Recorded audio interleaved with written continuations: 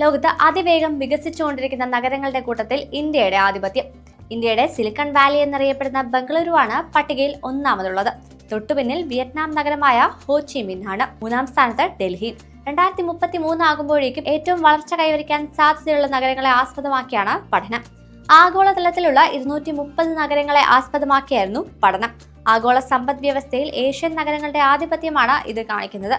സമ്പദ് വ്യവസ്ഥ, ജനസംഖ്യ, വ്യക്തിഗത സമ്പത്ത് എന്നിവ ഉൾപ്പെടുത്തുന്ന പ്രധാന സൂചകങ്ങളുടെ അടിസ്ഥാനത്തിലാണ് പഠനം നടന്നത്. റിപ്പോർട്ട് പ്രകാരം ലോകത്തിൽ ഏറ്റവും വേഗത്തിൽ വികസിച്ചുകൊണ്ടിരിക്കുന്ന 15 രാജ്യങ്ങളിൽ 14ഉം ഏഷ്യയിലാണ്. ആഗോളതലത്തിലുള്ള നാഗരിക വളർച്ച ഏറ്റവും കൂടുതൽ നടക്കുന്നത് ഏഷ്യയിലും ആഫ്രിക്കയിലുമാണ്. 2050 ആകുമ്പോഴേക്കും ലോക ജനസംഖ്യയുടെ 68% പേരും നഗരങ്ങളിൽ താമസിക്കുന്നവരായി മാറുമെന്ന് UN പ്രവചിക്കുന്നു. പട്ടികയിൽ 4ാമതുള്ളത് ഇന്ത്യയുടെ ടെക് പവർ ഹൗസായ ഹൈദരാബാദാണ്.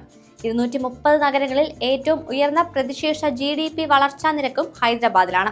സേവന മേഖല, ഡിജിറ്റൽ അടിസ്ഥാന സൗകര്യങ്ങൾ, നഗര വികസനത്തിലുള്ള ശക്തമായ സർക്കാർ പിന്തുണ എന്നിവയാണ് ഹൈദരാബാദിന്റെ വികസന കുതിപ്പിന് കാരണം.